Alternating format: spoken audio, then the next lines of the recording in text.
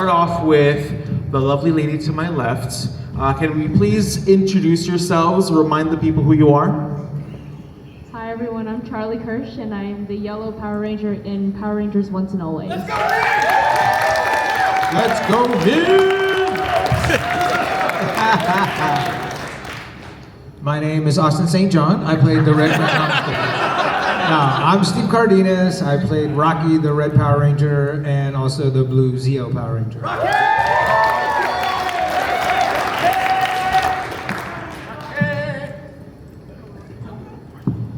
Hello? Oh, hi. My name is Walter Jones, also known as Zack, the OG Black Ranger. Hey! I portrayed Walter Jones, the OG Black Ranger, in the show where I was the Black Ranger, the OG. Anyway, yeah, you know what, you were there. Anyway, it's great.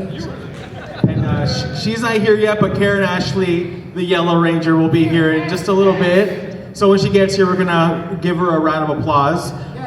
So now that we have those introductions, I'm gonna start off with a question for both Steve and Walter, and Karen if she gets here. So there's been talks, there were talks about a reunion long before Once and Always. So when it finally happened, it was awesome. Can you give us a little bit of insight on what that conversation was like to have you return and reprise your roles?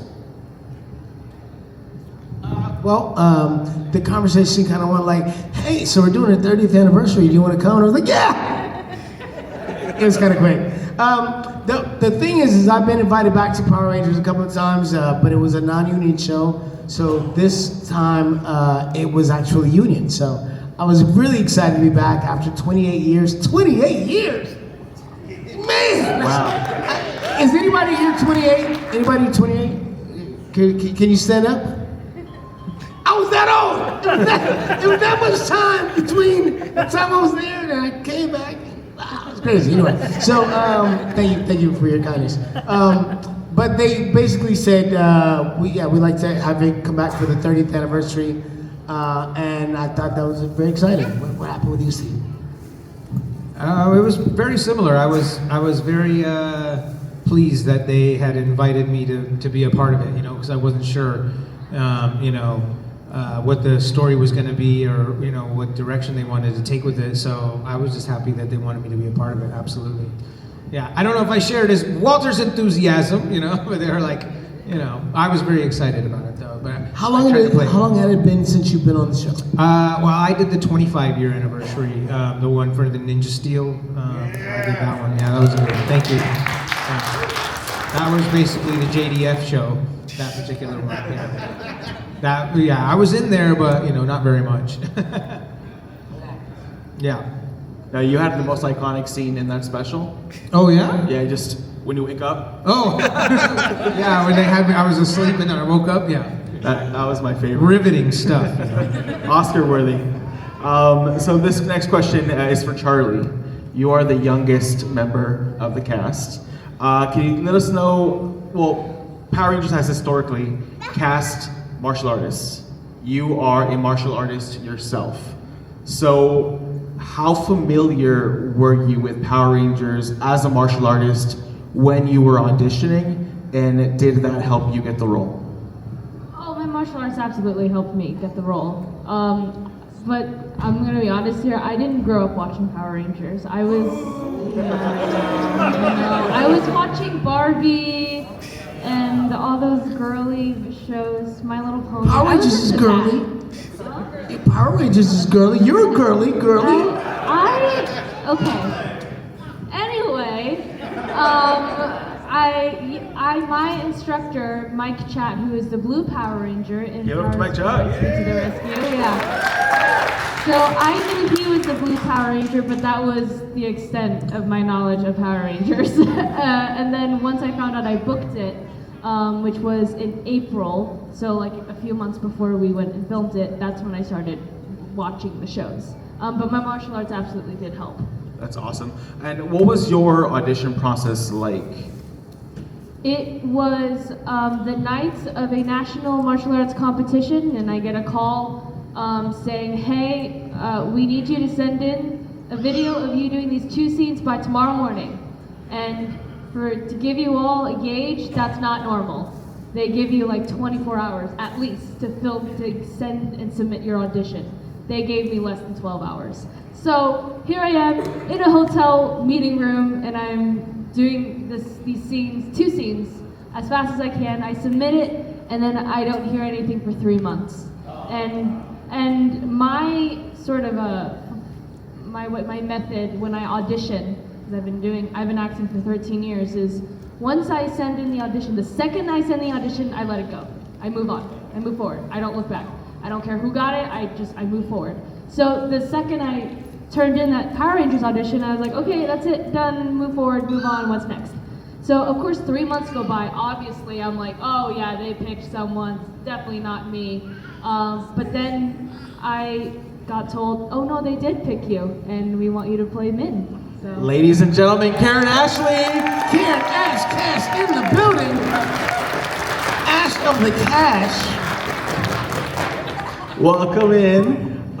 Karen, we're gonna have to catch you up. So I'm gonna ask you the questions that I already asked. No, it's very simple. Can you remind the people who you are?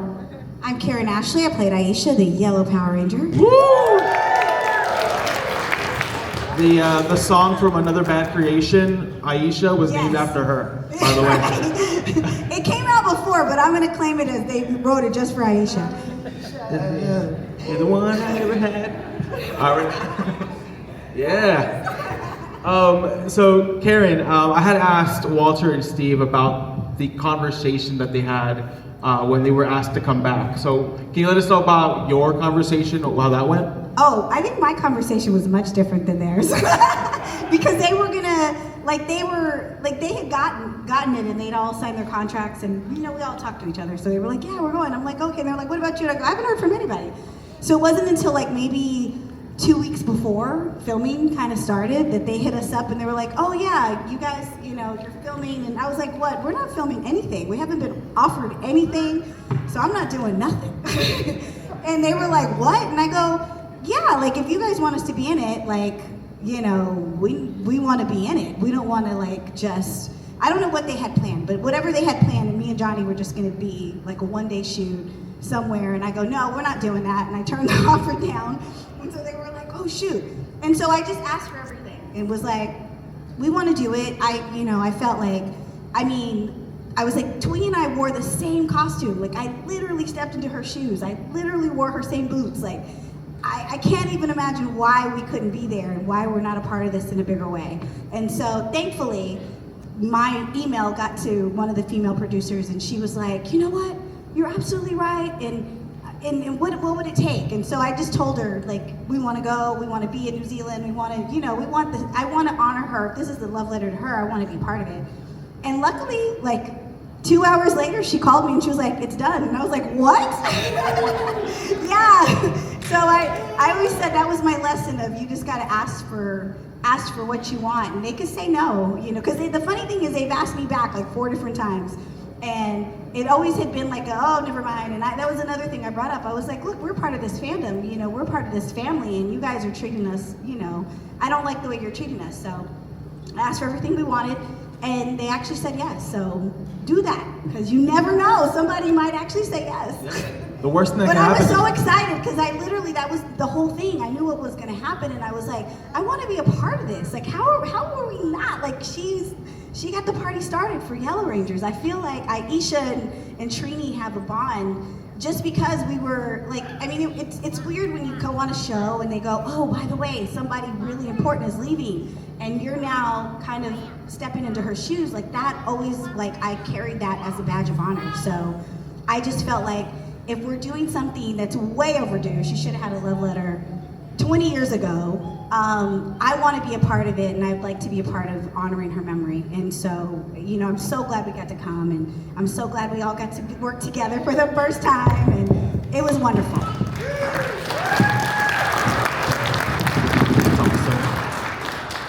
Now this next question is for Steve, Karen, and Walter. So Power Rangers has evolved a lot over the last 30 years. So what was it like returning versus how it was originally when you were first on the show? Well, originally, it was crazy because we had no budget. We were like sneaking to do scenes, like, you know, it was crazy. It was like, and we didn't have any time to shoot, so we would shoot 2 episodes every week, or 4 episodes every 2 weeks. So to come and now do Power Rangers Once and Always, and it's union, and there's more time. We took a month to shoot, so yeah, it was like shooting a movie.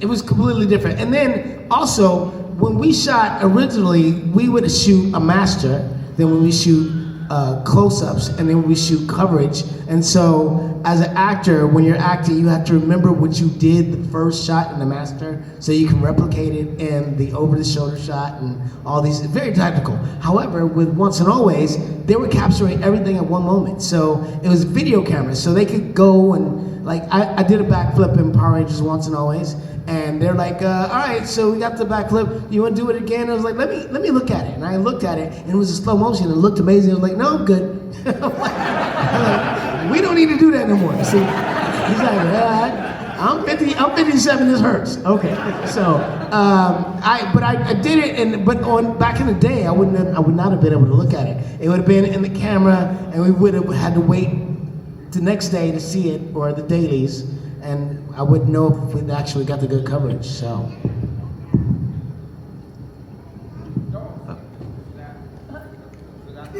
Yes, What was the question again? how different was it like returning versus? Oh, right, yeah. Well, for me, I had never done any acting before. Power Rangers was the first audition I ever did, was the first gig I ever got, and everything was all on-the-job training for me. I knew nothing about anything. The only thing I knew how to do was the martial arts. That part was easy for me. But all the other stuff, it was like a deer in the headlights. I had no idea what I was doing. I knew nothing about all the stuff he was talking about, camera angles, coverage, hitting your marks, set, sounds. I knew none of that stuff. I learned all of it like on the job. They really threw me in the deep end.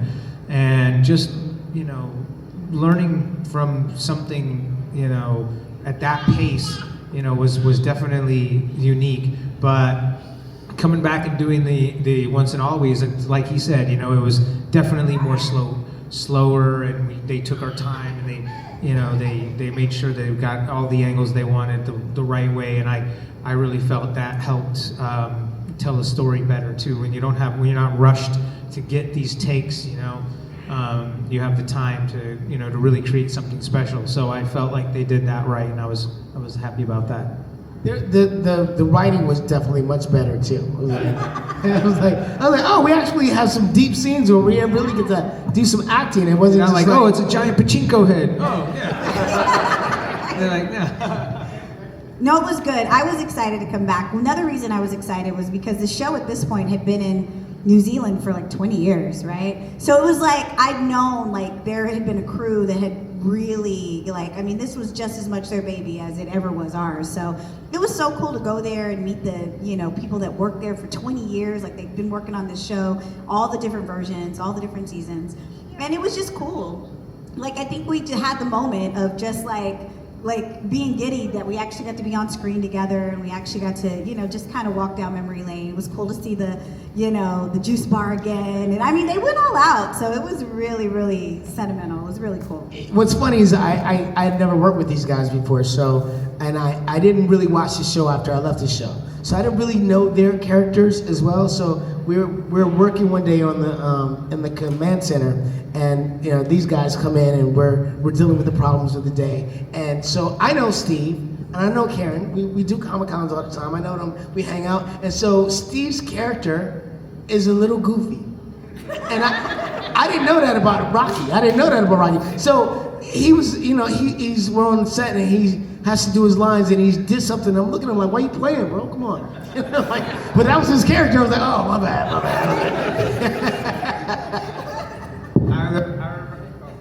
I remember one of the times when it was like, it was time for one of my close-ups where the camera was going to be just on me, and I remember walking onto the set and I put my hands out like this. I said, let the overacting begin. And then the makeup girls came and they started putting the makeup. It's like, pretty me up, come on.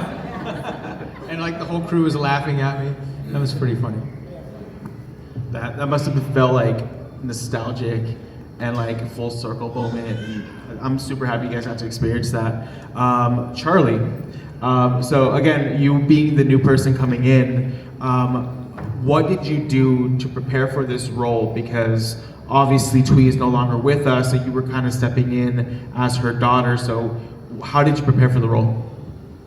Faked it until I made it. No, no, really. Yes, it is.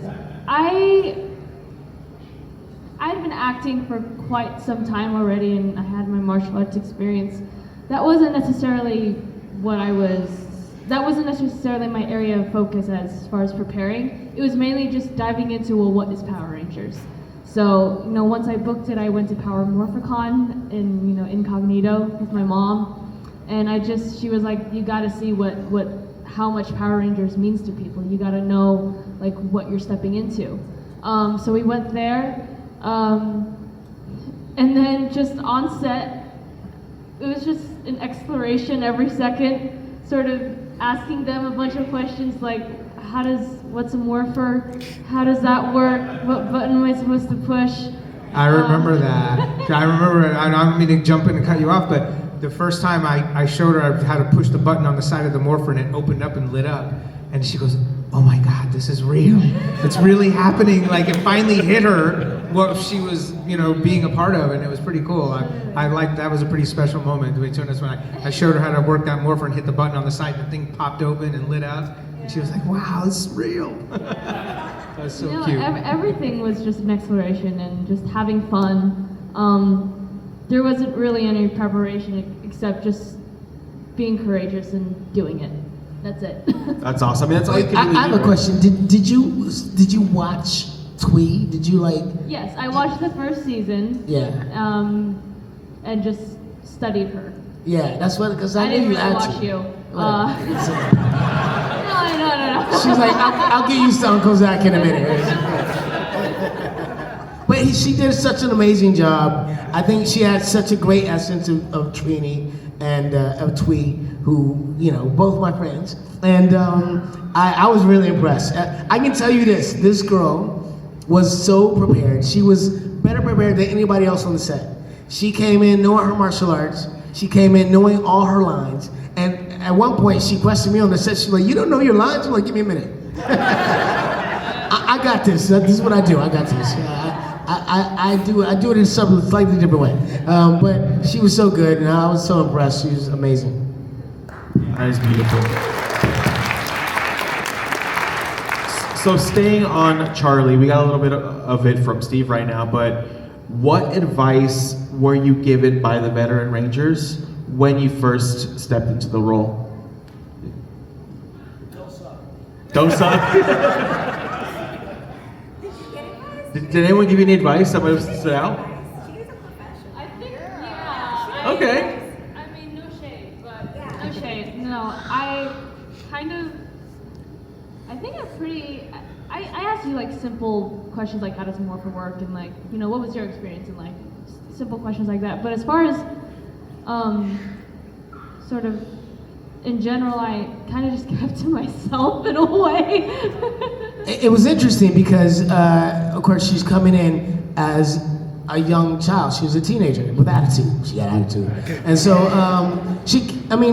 Mihn herself, the character Mihn, is not a Power Ranger yet. She wants to be a Power Ranger. So it's not like she had to ask us how to be a Power Ranger because it didn't happen till the end when she discovered this is what it is. And so the process was a process of discovery. It was like, what do I do? I want to be this, but I'm not that yet. And I feel it in my heart. I know I can do it, and eventually. Also, Mihn is a teenager and I was a teenager, so there wasn't much character work as far as, we relate to each other in so many ways. Right. So.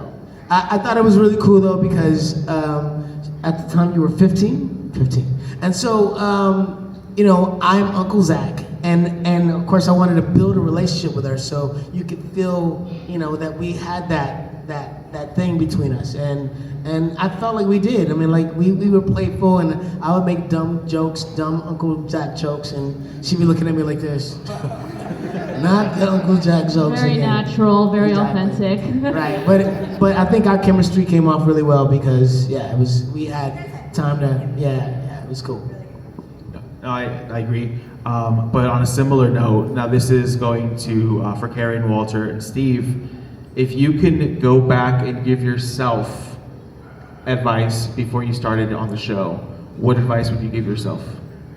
Any piece of advice. Any piece of advice. You know what? I always just say I wish I would have, because it happened so fast. Like, I mean, we got on the show and it was just like, I mean, we literally got on the show and they were like, 6 weeks later, you're gonna go shoot the movie. And then after this, you're gonna do this. It was like, we were running and gunning the whole time. I would have just wanted to like stop and smell the roses a little more, you know? Because it was just like, I mean, we had no days off. We were just working and working and working. And the next thing you know, we're part of this amazing franchise, you know? And we did, you know, the show, we did the movie. And that's the only thing. Like, I don't know that we've ever given advice to other Rangers, but when I've met them, like, you know how Power Morphin Con, they always have a new cast and they come and they're like, oh, what's it like? And I'm just like, just try to stop and smell the roses because it's gonna go by really fast. And then you're part of this amazing, dysfunctional family. So just have fun, you know? But yeah, I would have just told myself the same thing. Just stop and smell the roses a little. I would have told myself, the lottery numbers are 3, 7, 8, 14, 33. Boy, that was the advice I'd give to myself. I think I would have told myself to document more. Like, make sure I got more videotape and more pictures of being in the moment, the places we went. And like, I don't think I had, at that time, we had the old Instamatic, like, you know, like click, click, you can't really see much. But if I would have thought to buy a video camera and capture some of those moments on the set, and that would have been amazing to have.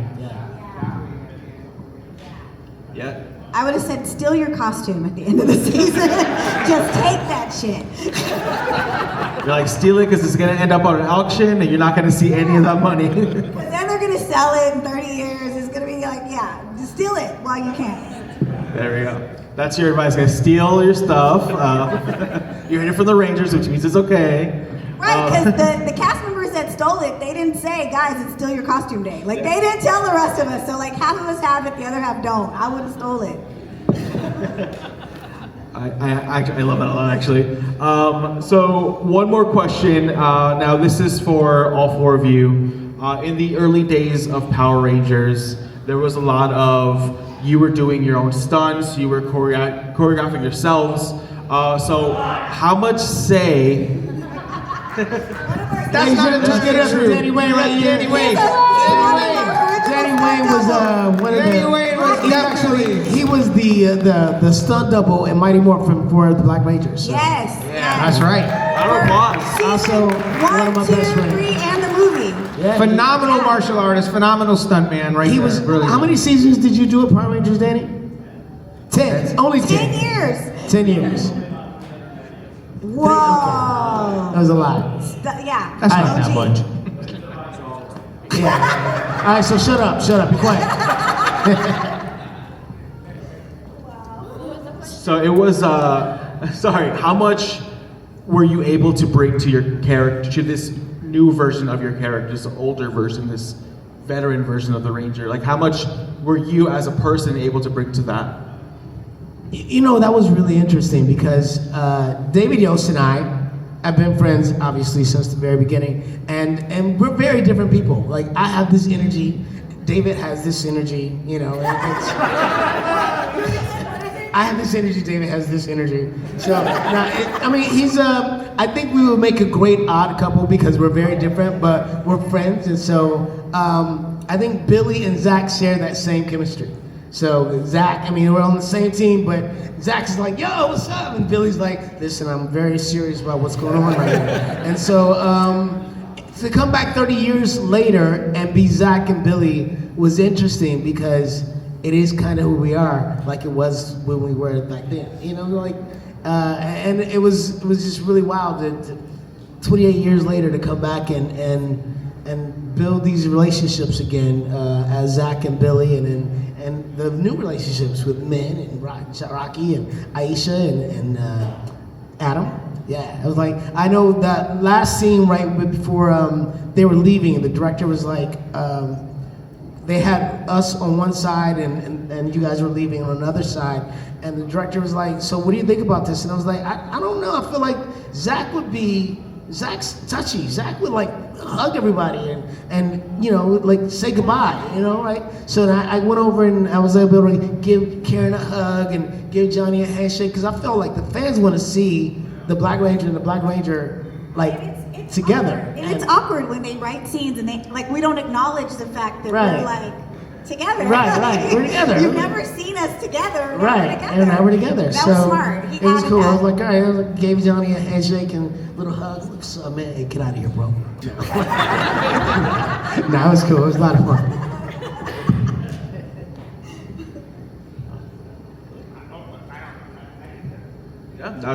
Yeah, that works too. And then one last question before we turn it over to the audience. It'll be 3 years since the special aired. It's crazy, right? How time flies. It goes from 30 to 3, and it's just like that.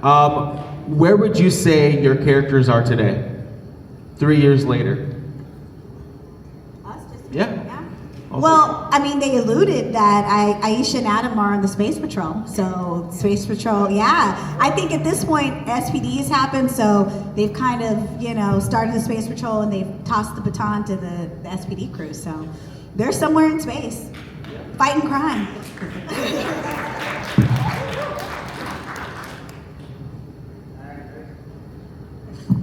Hey, Rocky went back to like fighting the fires because, you know, I think that once they got the people unshrunk, you know, they probably brought Jason back to be the Red Ranger again, and they put Baby in the corner, basically, essentially what they did. Did he ever get to finish his noodles? I don't know. I think after Mihn becomes a superhero and the other Rangers unfreeze, yeah, I think maybe Zack went on to become the Omega Ranger. You know, I think I was a congressman, but I think I'm now back in the saddle, baby. Let's go, Omega. Let's go. I think Mihn is a college girl by day, a Power Rangers by night. Kind of thing. It doesn't matter what time it is. But as you remember, Power Rangers only ever fought the monsters during the day. There was never any. Yeah, we had to defeat them before sundown, you know, because we had curfew. Rita had to get her nighttime naps. She was like, okay. All right. But the movie wasn't. We fought at night. So yeah, we fought at night. All right, we're gonna turn it over to the audience. So I'm gonna have you guys line up for me. So a couple of ground rules before we start. One, keep it respectable. They're human. As talented as they are, they're human, okay? They might not remember every single detail, and that's totally okay, just be respectful. The second thing, please do not ask them to morph. If you want them to morph, go to their booth, hang out with them, talk to them, take a video of you morphing with them. We're not gonna do the morph here, okay? All right, friend, up here, what was your question? What was your name? My name's Vince. My question is for Charlie. Can you talk a little bit about what went into the choreographing the fight scene in G-Spot? What went into it? Yes. So the question was, what went into choreographing the scene in the juice bar? Right. Actually, the juice bar scene was the first fight scene we choreographed with the Alpha Stunt team, and which meant that while we were choreographing it, they were also assessing me and evaluating the skills that I had.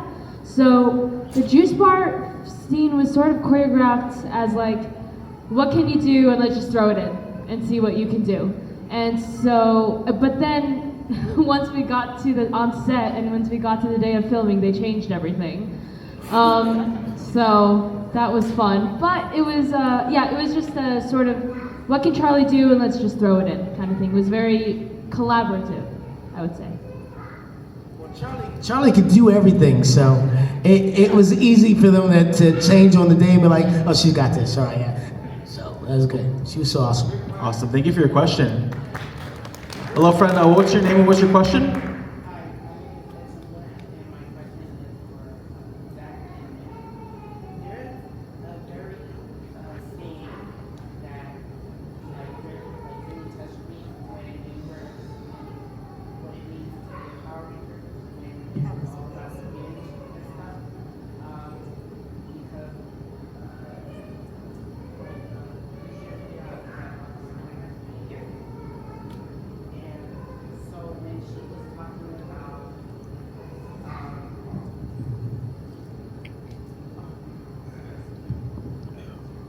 So when she was talking about dishing justice on the bad guys or something like that, I kind of felt that pain that she was feeling and stuff like that. Do you remember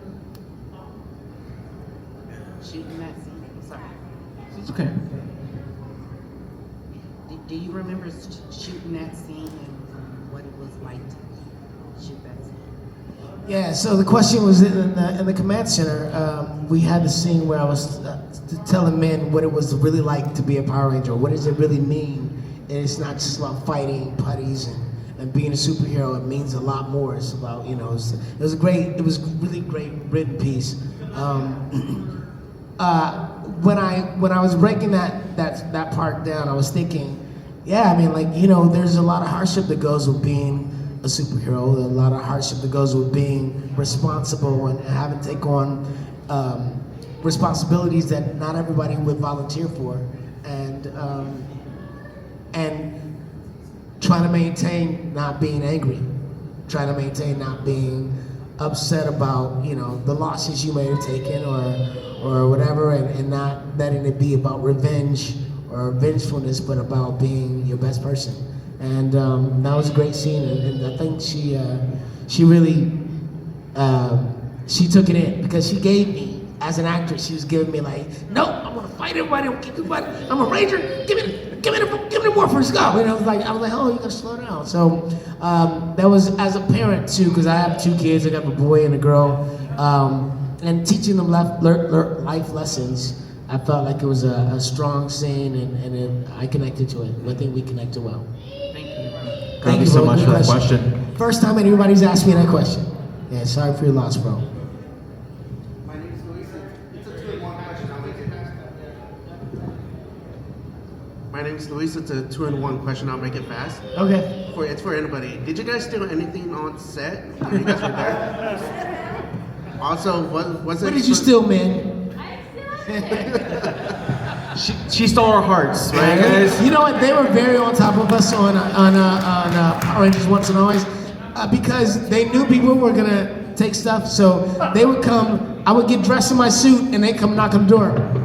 Can we get your suit now? I was like, I still got it on. They're like, can we get the suit yet? We need the helmet. I was like, shut up, leave me alone. I'm trying to get it dressed. It was crazy. Yeah. So.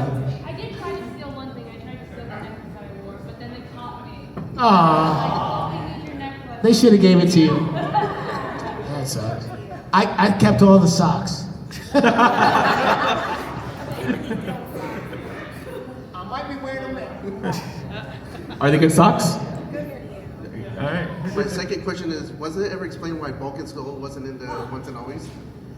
They were there, but they weren't on they just didn't want to fly them and pay them to get them to New Zealand. But they should have, because they're such a big part of the show. They did pay homage to them with the poster.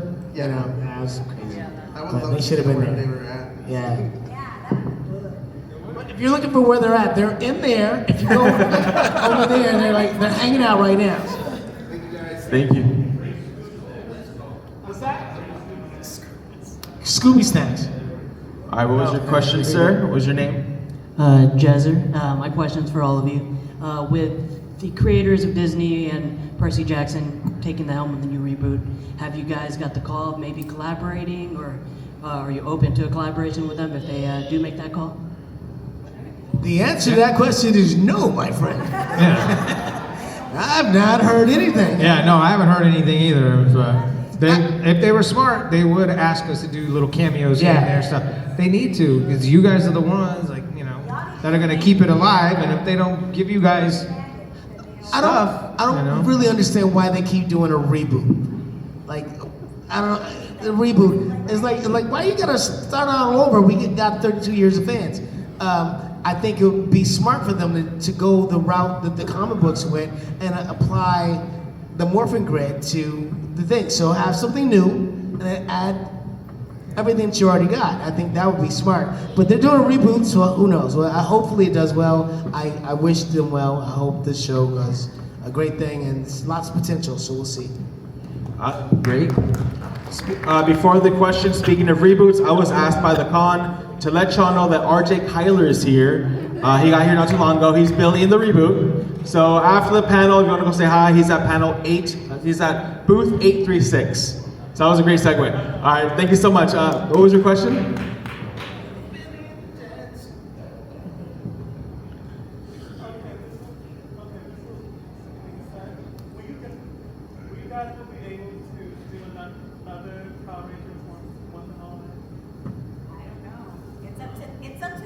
That be. I mean, we thought like when they finished it, they were like, oh, they're saving the sets, they're doing this, and so we're like, oh, maybe something's gonna happen, and then nothing happened.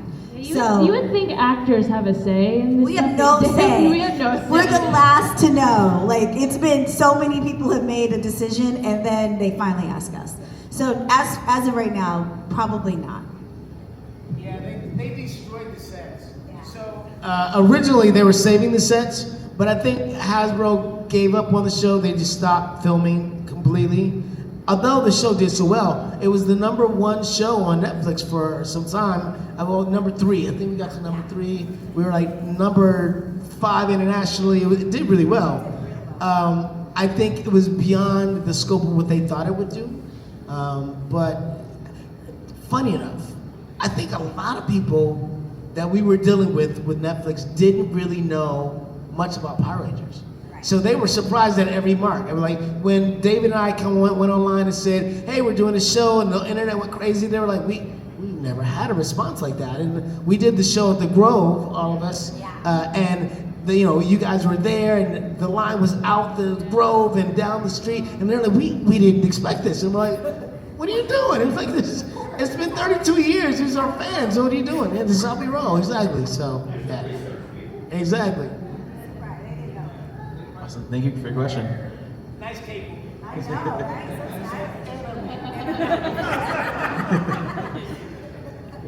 Well, welcome back, Power Rangers. As you all know, I am going to be King Golder, asking all the questions here. Nice. I'm about to kick you in a minute. My question is, what did you enjoy about your time being in the Mighty Morphin Power Rangers, the movie back in 1995? Goldar has ever asked us. You just hit a question. sore spot right now, my friend. Oh man. Hold him back. You're like, Walter, this is tell us all triggering about for that. Zack. This is triggering. What was the question? I was too in awe of the fact that Goldar asked us a question. What was it like shooting the movie? Oh God. I didn't realize he asked that.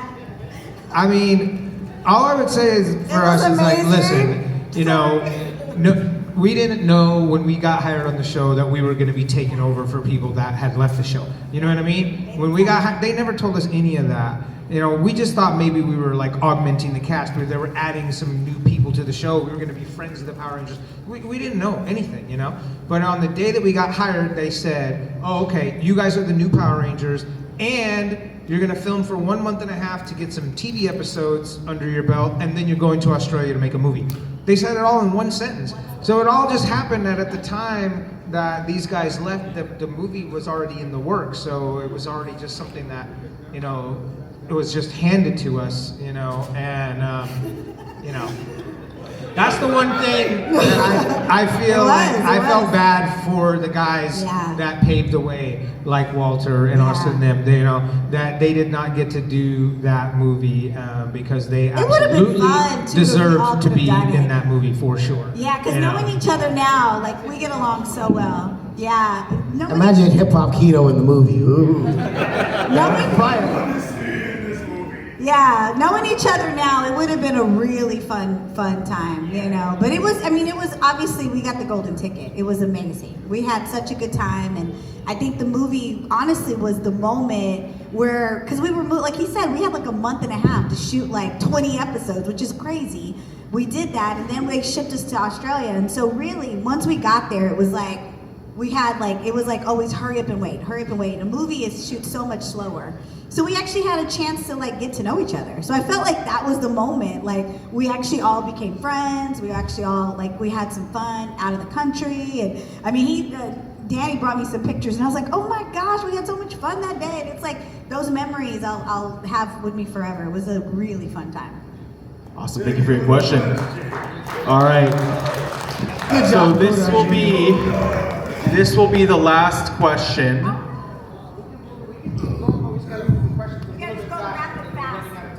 Hi, my name's Hector Hernandez. It's an honor to meet you guys. I just want to say thank you for making rollerblading look so badass.